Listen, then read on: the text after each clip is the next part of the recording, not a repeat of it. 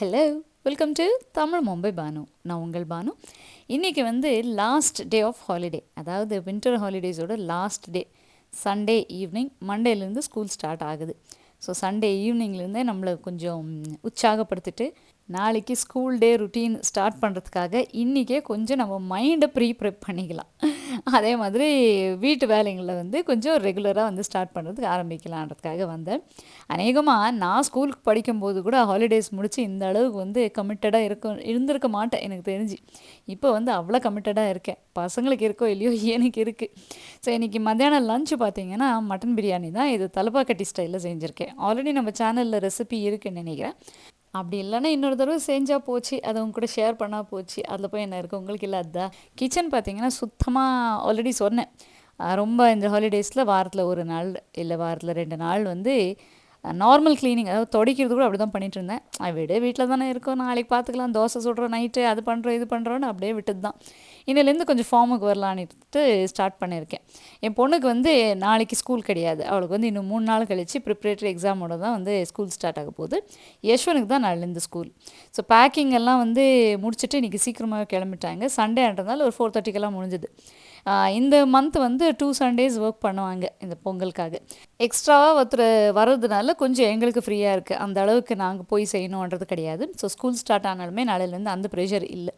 எனக்கு பார்த்தீங்களா, புது ஏப்ரன் என் ஹஸ்பண்ட் எனக்காகவே ஆன்லைனில் ஆர்டர் பண்ணி தர வச்சுது. ஆனால் தெரியாமல் தான் கேட்குறேன், ஒரு ஒய்ஃபுக்கு ஆர்டர் பண்ணுறதுக்கு ஆன்லைனில் பொருளுங்களா இல்லை? போய் என்ன ஆர்டர் பண்ணி எதை வந்து கிஃப்டாக கொடுத்துருக்காங்க பாருங்கள். கிஃப்டாக இல்லை, பார்த்தாரா நல்லா இருந்துச்சா ஆர்டர் பண்ணார். அதாவது இதில் என்ன தெரியப்படுத்துகிறாங்கன்னா, காலம் ஃபுல்லாகவும் நமக்கு வந்து சமையல் கட்டை இவங்களுக்கு பண்ணுறது, இவங்களுக்காக செய்கிறது, இதில் தான் நம்ம வந்து குறியாக இருக்கணும்னு நினச்சி அதுவே நம்ம மைண்டில் இருக்கணும். அதை விட்டு அப்படி இப்படி டைவெர்ட் ஆகக்கூடாதுன்றதுக்காகவே அடிக்கடி இந்த மாதிரி வேலைங்க பண்ணுவாங்கன்னு நினைக்கிறேன். ஆக மொத்தம் நம்ம மைண்டு டைவெர்ட் ஆகிடக்கூடாது. இருந்தாலும் ஒய்ஃபுக்காக ஏப்ரனை வந்து தேடி ஆன்லைனில் கண்டுபிடிச்சி அதை வந்து எனக்காக வாங்கி கொடுத்து அந்த நல்ல உள்ளத்தை பாராட்டி இன்றைக்கிலேருந்து நம்ம வேலைங்களை ஆரம்பிக்கலாம். என் பையனுக்கு வந்து நாளைக்கு ஸ்கூல் ஸ்டார்ட் ஆகுது. கொஞ்சம் கூட கவலை இல்லை, சூப்பராக ஹாப்பியாக இருக்கான். அவன் பாட்டுக்கு கண்டதெல்லாம் எடுத்து விளையாடிட்டு பண்ணிகிட்டு இருக்கான். நாளைக்கு ஸ்கூல்டா, சீக்கிரம் சாப்பிடு, சீக்கிரம் தூங்கு, நாளைக்குக்காக ட்ரெஸ் எடுத்து வச்சுக்கோ, இதெல்லாம் நான் தான் சொல்லணும். யார் வீட்டில் பெண் குழந்தையோ ஆண் குழந்தையோ ஒருத்தராவது இந்த மாதிரி இருப்பாங்க, அவங்களுக்கு சொல்லி தான் செய்ய வைக்கணும்.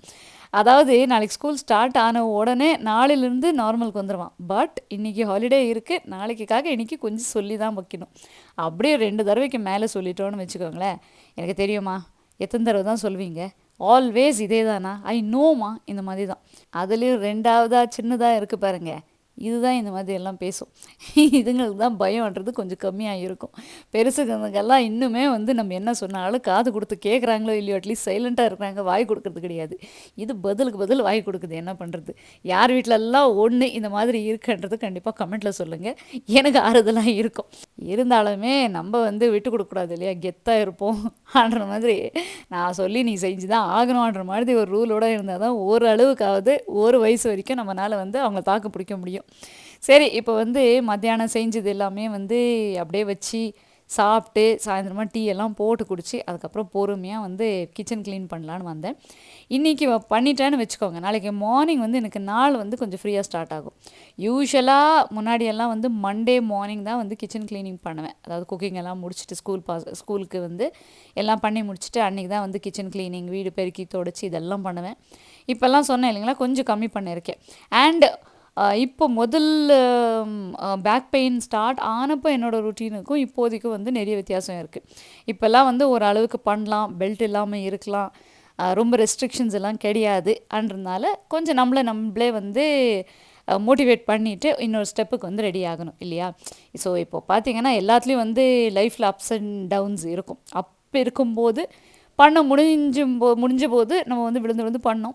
இப்போ வந்து கொஞ்சம் ப்ரிகாஷன் எடுத்துக்கணும் போது கொஞ்சம் அடங்கி இருந்தோம். மறுபடியும் இப்போ வந்து நார்மலாக பண்ணலான்னும் போது ஒரு அளவுக்கு தெளிவாக, கொஞ்சம் கான்ஷியஸாக, கொஞ்சம் சென்சிபிளாக பண்ணணும். அதுதான். ஸோ இப்போ வந்து நம்மளோட ட்ரீட்மெண்ட்டில் வந்து அப்டேட்ஸு, ப்ரோக்ரெஸ் எல்லாம் இருக்குது.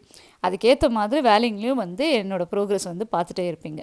ஸோ இன்றைக்கி ரொம்ப நாள் கழித்து நான் வந்து ஸ்டவ்வை வந்து க்ளீன் பண்ண போகிறேன். ஏன்னா நாளைக்கு ஸ்கூல் ஸ்டார்ட் ஆன உடனே எனக்கு வந்து குக்கிங், பசங்களோட ஸ்கூல் லைஃப் அந்த ருட்டீன், என்னோடய ருட்டீன் இதெல்லாம் ஸ்டார்ட் ஆனதுக்கப்புறம் ஆனதுக்கப்புறம் எனக்கு வந்து இந்த க்ளீனிங் எல்லாம் பண்ணாமல் இருந்தால் எனக்கு இன்னும் ஸ்ட்ரெஸ் அதிகமாக ஆகும். ஸோ நாளைக்குன்றது இன்றைக்கே பண்ணிடலாமே, அதுதான் நான் சொன்னேன் கொஞ்சம் ப்ரீ ப்ரெப் பண்ணலான்னு. அது சின்னதாக ஒரு ப்ரீ ப்ரெப் இருந்தாலும் சரி, நாளைக்குக்காக இன்றைக்கி என்ன பண்ணுறோமோ அதுதான் நாளைக்கு உண்டான பீஸ் ஆஃப் மைண்டுக்கு காரணம். அதுதான் வந்து மெயின் ரீசன். ஸோ ஒரு ஃபவுண்டேஷன் மாதிரி போட்டுடணும். ஸோ இத்தனை நாள் இருந்தோம், 10 நாள் வந்து நீங்களே பார்த்தீங்க, நல்லா வந்து ஜாலியாக லேட்டாக எழுதுறது, லேட்டாக படுக்கிறது, க்ளீனிங் எதுவும் பண்ணாமல் நினச்ச டைமுக்கு தூங்குறது, மூவிக்கு போகிறது, இதெல்லாம் பண்ணிகிட்டு இருந்தோம். நடுவில் வந்து ஐஸ்கிரீம் எல்லாம் போயிட்டு நைட்டில் வந்து 2 மணிக்கெல்லாம் வந்த நாட்களும் இருந்தது. ஓகே, அது ஒரு ஸ்டேஜ். இதுக்கப்புறம் வந்து பசங்களுக்கு ஸ்கூல் ஸ்டார்ட் ஆக போது அவங்க கூட நம்மளும் வந்து அந்த கமிட்மெண்ட்டோடு இருக்கணும். இப்போ நேற்று வரைக்குமே 11 மணிக்கு எழுந்துட்டு இருந்த பசங்க நாளையிலேருந்து நார்மலாக 5:15 5:30க்குள்ளே எழுந்துக்கணும். அப்படி இல்லைனா 5:45க்குள்ளே எழுந்து ஸ்கூலுக்கு 7 o'clock எல்லாம் ரெடி ஆகணுன்றது நம்ம காட்டுற கமிட்மெண்ட் தான். பசங்களுக்கு நம்ம என்ன சொல்லி கொடுக்குறோமோ அதுதான். நிறைய வ்ளாக்ஸில் சொல்லியிருக்கேன் இல்லைங்களா, பசங்க மண் மாதிரி, பிடிச்சா பிள்ளையார், இல்லைன்னா வெறும் மண் தான். நம்ம பிள்ளையாராக பிடிக்கிறோமா அதை மண்ணாக அப்படியே விடுறோமான்றது தான். ஸோ அவங்களுக்கு நம்ம சொல்லி செய் வைக்கிறத விட நம்ம செஞ்சாதான். ஸோ என் பையனுக்கு நான் இப்போ சொன்னேன் இல்லைங்களா, நாளைக்கு இது பண்ணு அது பண்ணுன்னுட்டு, அது வந்து வாயில் சொல்கிறத விட நாளைக்குக்காக நான் இன்றைக்கி என்ன பண்ணுறேனோ அதுதான் வந்து அவனுக்கு கண் கூட தெரியும், அதை அப்படியே அப்சர்வ் பண்ணிப்பான். ஸோ சில விஷயங்கள் வந்து நம்ம சொல்லும் போது கேட்பாங்க, சில விஷயங்கள் வந்து நம்ம செய்யும்போது பார்த்து தெரிஞ்சுக்குவாங்க. ஸோ அந்த மாதிரி தான். இப்போ நேற்று வரைக்கும் நானுமே வந்து 8 மணிக்கு எழுந்துட்டு இருந்தேன், நிதானமாக வந்து வேலைங்க செஞ்சுட்டு இருந்தேன், ரொம்ப சோம்பேறித்தனமாக இருந்தேன், எங்கேயுமே வந்து எதுலேயும் கான்சன்ட்ரேட் பண்ணுறது வேண்டான்னு இருந்தேன். அந்த லைஃப் அத்தோட நாளையிலேருந்து நார்மலாக நான் அந்த 3:30 AM ரொட்டீன் ஸ்டார்ட் பண்ணோம். காலையில் வந்து பசங்களுக்கு பிரேக்ஃபாஸ்ட், லஞ்சு, வீடு பெருக்கி தொடச்சி, அதுக்கப்புறம் வந்து விளக்கு ஏற்றி நான் வந்து ரெடி ஆகிட்டு எல்லாம் பண்ணி அவங்கள ஸ்கூலுக்கு அனுப்பிச்சிட்டு, அதுக்கப்புறம் எனக்கு உண்டான டைம் எடுத்துகிட்டு, அதுக்கப்புறம் ஈவினிங் அவங்க வந்தால் அவங்க படிப்பு மேலே, அவங்களோட ஸ்கூல் ஆக்டிவிட்டீஸ் மேலே கான்சன்ட்ரேட் பண்ணோம். இதுதான் வந்து அந்த பேலன்சிங். ஸோ நேற்று வரைக்குமே வந்து இப்படி இருந்தோம், இன்றைக்கும் இப்படி இருக்கோம், நாளைக்கு ஸ்கூல் ஸ்டார்ட் ஆக போகுது, யார் வந்து செய்கிறாங்க, மறுபடியும் ஃபார்முக்கு வரத்துக்கு இன்னொரு வாரம் ஆகுதுன்ற தாட்டெல்லாம் நம்ம மைண்ட் செட் தான். எனக்கு வந்து ஒரு வாரமாக 10 நாளாக வந்து லீவ் இருக்குன்றதுனால இந்த ருட்டீன், இல்லைன்னா வந்து அந்த 10 days ஸ்கூல் இருந்ததுன்னா கண்டிப்பாக வந்து நார்மல் ருட்டீன் தான், ஒன்றும் பண்ண முடியாது. ஸோ நம்ம எந்த விஷயத்துக்கு எப்படி கமிட்டடாக இருக்கோன்றதில் நம்ம குறியாக இருக்கணும். ஸோ எனக்கு வந்து இப்போ பேக் பெயின் ட்ரீட்மெண்ட் போயிட்டுருக்கு, அதனால் வந்து கொஞ்சம் கொஞ்சமாக வந்து ரிகவரி ஆகிட்டே இருக்குது, ஸ்லோவாக ஆகும்னு ஆல்ரெடி சொல்லியிருக்காங்க. அதில் நிறைய சேஞ்சஸ் தெரிஞ்சிட்டு இருக்குது. அவங்க சொன்ன விஷயங்களில் ஃபாலோ பண்ணதுனால என்னால் வந்து எவ்வளோ வேலைங்க முதல்ல செய்ய முடியாது இருந்தது வந்து இப்போ செய்ய முடிகிற மாதிரி இருக்குது.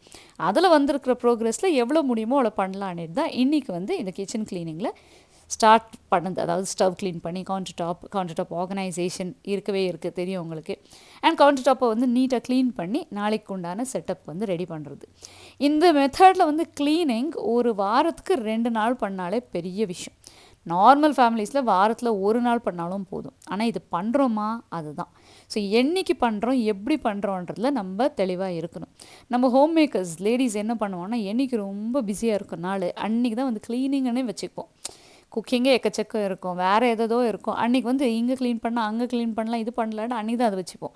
அது என்ன ஆகிடுதுன்னா, ஸ்ட்ரெஸ் மேலே ஸ்ட்ரெஸ் பில்ட் ஆகிட்டு அந்த வேலைக்கு இன்னொரு மாதம் வரைக்கும் போகிறது வேணான்ற மாதிரி ஆகிடும். அது வரக்கூடாதுன்றதுனால தான் வந்து என்னோடய limitation health wise, energy wise எப்படி இருக்கோ பார்த்துட்டு அதுக்கேற்ற மாதிரி தான் வந்து பிளான் போடலான்ட்டு நான் வெயிட் பண்ணிட்டுருந்து. இன்றைக்கி பண்ணாமல் நாளைக்கு, அதாவது இன்றைக்கி நைட் வரைக்குமே எனக்கு ஹாலிடே இருக்குது, நான் வந்து ஈஸியாக ஆராமாக வந்து நான் இன்றைக்கி பிளான் போட்டு தூங்கி எழுந்துட்டு நாளைக்கு காலையில் எப்படியும் எழுந்துக்கிறோம் இல்லையா 3:30க்கு, நாளைக்கு பண்ணலான்னு நான் வைக்கும்போது நாளைக்கு பண்ணிடலாம். பட் நாளைக்கு என்னன்னா பேக் டு பேக் இருந்துகிட்டே இருக்கும். எனக்காக நான் பண்ணிக்கணுன்றதோ இல்லை வந்து ஒரு வேலையில் வந்து கொஞ்சம் பிரேக் எடுக்கணுன்றதோ என்னால் முடியாது. அது நானாக எனக்கு என்னோடய இதுக்கு நானே வச்சுட்டு இருந்தேன்ல, இதை வந்து யாரையும் வந்து ப்ளேம் பண்ண முடியாது. ஸோ நாளைக்கேன்றது வந்து போஸ்ட்போன் பண்ணி நாளைக்கு வேலையை வந்து நாளைக்கே பண்ணிக்கலான்ற மாதிரி இல்லாமல் கொஞ்சம் முன்னாடியே பண்ணிடலாமே, பண்ணிவிட்டா நாளைக்கோட டைம் எவ்வளோ சேவ் ஆகும், அதில் வந்து நமக்கு உண்டான டைம் நமக்கு கிடைக்கும். ஸோ இப்போ நாளைக்கு காலையில் நான் வந்து வாக் பண்ணணும், மினிமம் 35 minutes வாக்கிங். அதுக்கப்புறம் வந்து நாளைக்கு மாப் வேறு பண்ணணும். இனிமேல் வந்து நான் மாப் பண்ணலான்னு இருக்கேன், பசங்களுக்கு ப்ரெஷர் போடுறது வேண்டாம், அண்ட் என்னால் முடியும் இப்போன்ற ஒரு கான்ஃபிடென்ஸ். அதுக்கு டைம் எடுக்கணும். ஹெல்த்தியான லஞ்சு பிரேக்ஃபாஸ்ட் எப்போவுமே உண்டு.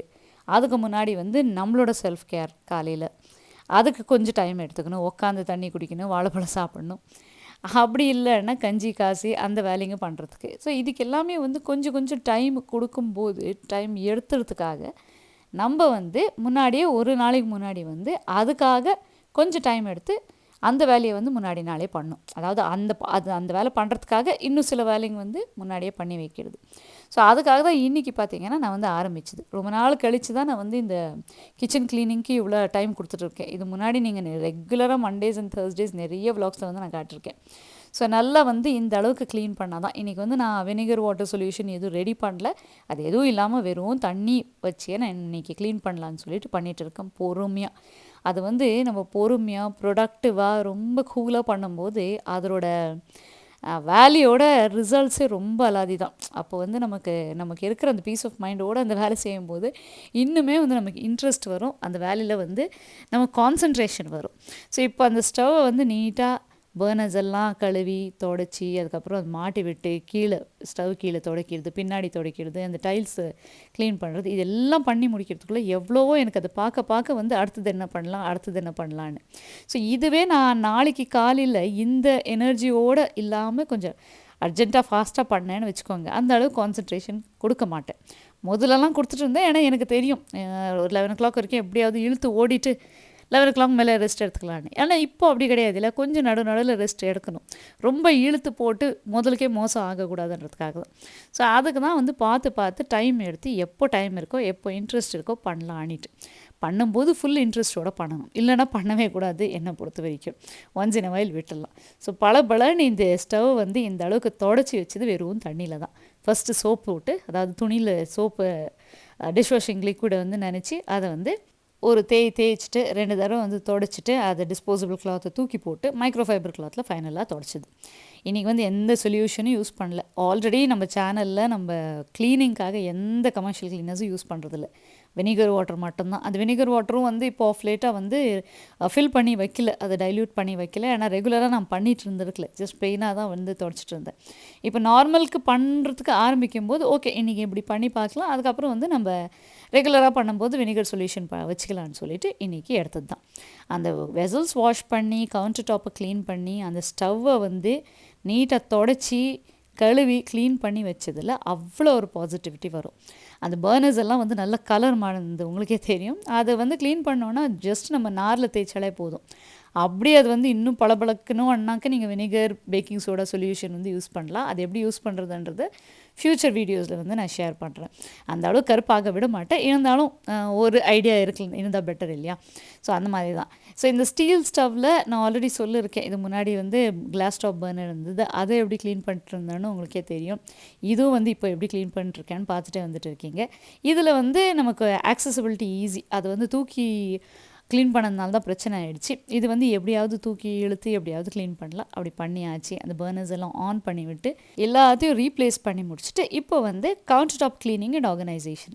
கவுண்டர் டாப்புக்கு வந்து நான் எக்ஸ்ட்ராவாக எந்த பொருளும் வைக்கிறதுக்கு பிளானே போடுறது கிடையாது. ஏன்னா இருக்கிறதே குட்டியான கிச்சன். அதில் வந்து கவுண்டர் டாப்பில் எவ்வளோ மினிமலாக வைக்கிறோமோ, எவ்வளோ பேசிக் நெசசிட்டிஸ் வைக்கிறோமோ அவ்வளோ நமக்கு ஸ்பேஸ் அண்ட் எனர்ஜி கிடைக்கும். நிறைய கவுண்டர் டாப் ஆர்கனைசேஷன் வீடியோஸ் பார்த்துட்டு நிறைய பொருள்கள் வந்து ஃப்ரீயாக வரும் மாதிரி, சீப் அண்ட் பெஸ்ட்டாக வந்தாலும் ஃப்ரீயாக வர மாதிரி நமக்கு ஒரு தாட். அது நமக்கு தேவையா, நம்ம இடத்துக்கு செட் ஆகுமா, அதனால் வந்து நமக்கு யூஸ் ஆகுமான்ற தாட் வரத்துக்கு முன்னாடியே வாங்கிட்டு அது வாங்கிட்டோமேன்னு வந்து செட் பண்ணி வைக்க ட்ரை பண்ணுறோம். அதில் என்னன்னா நிறைய நமக்கு வந்து எக்ஸ்ட்ரா வேலை, எக்ஸ்ட்ரா ஸ்பேஸ் கன்சம்ஷன், அதே மாதிரி வந்து எக்ஸ்ட்ரா செலவும். அதெல்லாம் யோசித்து பார்த்து தான் நான் வந்து வேண்டாம், கிச்சன் கவுண்டர் டாப்பில் உப்பு ஜாடிங்க, நெய் டப்பா, அந்த என்ன சொல்கிறாங்க நம்மளோட நைஃப் ஷார்ப்னர், இது மட்டுமே ஆக்சசபிளாக இருக்கிற மாதிரி இங்கே வச்சுக்கலாம். மீது எல்லாமே வந்து இங்கேருந்து நவுத்திடலான்னு. அப்புறமா தான் வந்து அந்த மிக்ஸி வைக்கிறதுக்கான ஒரு இடம், அந்த ஜார்ஸ் வைக்கிறதுக்கான இடம்லாம் வச்சுருந்து. நான் வந்த புதுசில் கவுண்டர் டாப் மேலேயே தான் எல்லாம், இண்டக்ஷன் ஸ்டவ்வும் அங்கே தான், மிக்ஸியும் அங்கே தான், ஒரு குடம் தண்ணியும் இங்கே தான். இதிலூண்டு இடத்துல தான் வந்து கட் பண்ணிட்டு இருந்ததே நின்றுட்டு. நான் மட்டும்தான் கட் பண்ணிட்டு இருந்தேன் நின்றுட்டு. அதுக்கப்புறம் தான் எப்போ ஃபுல் டைமாக வந்து நானே நின்றுட்டு இங்கே எல்லாம் செய்யணும் போது எல்லாத்தையும் டீக்ளட்டர் பண்ணி எதுவுமே தேவையில்லைன்னு தேவை இருக்கிறது மட்டும் இப்போ வச்சு யூஸ் பண்ணிருக்கேன். இதில் எவ்வளோ எனக்கு வந்து ஈஸியாக இருக்குது பாருங்கள். அந்த இடம் க்ளீன் பண்ணோன்னே எனக்கு வந்து டென்ஷனே எடுக்கிற தேவையில்லை. இவ்வளோலாம் எடுக்கணுமே, எடுத்துகிட்டு மறுபடியும் வைக்கணுமேன்ற தாட்டெல்லாம் இல்லை. நீட்டாக வந்து ஆர்கனைஸ் பண்ணி வச்சுட்டேன். ஒரு ஓப்பன் பேப்பர் போட்டுட்டு ஜஸ்ட் வந்து க்ளீன் பண்ணி ஆர்கனைஸ் பண்ணியாச்சு. இப்போ இன்னொரு நெசசிட்டி நாளைக்கு நான் பண்ண வேண்டியது என்னென்னா, இந்த ஹாலிடேஸில் வந்து கொஞ்சமாக மீந்தது, நிறைய மீந்தது, தேவை இருக்கிறது, தேவையில்லாத எல்லாமே வந்து ஃப்ரிட்ஜில் இருக்குது. ஒரு ட்ராஷ் பேக்கை வந்து சிங்கில் வச்சுட்டு எல்லாத்தையும் வந்து இதில் டிஸ்போஸ் பண்ணுறேன். ஆனால் உங்களுக்கு ஒன்று தெரியுமா, ஃப்ரிட்ஜில் வைக்கிறது எல்லாமே தேவையில்லாத பொருள் தான், மாவை தவிர. மீதி எல்லாமே நம்ம வந்து எப்படி ஃப்ரிட்ஜில் நிரப்புவோன்னா, கொஞ்சம் எழுந்தாலும் நாளைக்கு ஆகும்னு வைக்கிறதோட சரி, நாளையிலேருந்து மறந்துடுவோம். அடுத்த ஃப்ரிட்ஜ் க்ளீன் பண்ணும்போது ஐயோ இது இருந்ததேன்னு தோணும். நிறைய பேருக்கு அது ஆகுது, எனக்கு மெயினாக ஆகிட்டுருக்கு. அதுதான் இன்றைக்கி வந்து வேண்டவே வேண்டாம், நாளையிலேருந்து கொஞ்சம் தெளிவாக இருப்போம். ஃப்ரிட்ஜ் க்ளீனிங்குன்னு போன வாரம் பண்ணோம், மறுபடியும் இந்த வாரம் பண்ணோன்னா டென்ஷன் ஆகிடும். வெறும் டீக்ளட்டர் பண்ணுறதுக்காக, டிஸ்போஸ் பண்ணுறதுக்காக தேவையில்லாத எடுத்து போட்டுடலாம், வேறு வழியே இல்லை. அதை வந்து ஒரு வாரம் வச்சு இன்னொருத்தருக்கு கொடுத்து அந்த பாவம்லாம் நம்ம கட்டிக்கிறதுக்கு பேசாமல் தூக்கி போட்டுடலாம், நாளிலேருந்து சென்சிபிளாக இருக்கலான்னு சொல்லிட்டு எல்லாத்தையும் தூக்கி போட்டு வாஷ் பண்ணியாச்சு. குக்கரில் இருந்த பிரியாணியை வந்து வலித்து இப்போ ஹஸ்பண்டுக்கு கொஞ்சம் எடுத்து வச்சுட்டு நாங்கள்லாம் சாப்பிட்டு முடிச்சுட்டு மீதி இருக்கிறத வந்து ஃப்ரிட்ஜில் வைக்க போகிறேன். அந்த பிரியாணி எப்படியாவது நாளைக்கு மதியானத்துக்கே காலி பண்ணணுன்ற ஒரு குறிக்கோளோடு.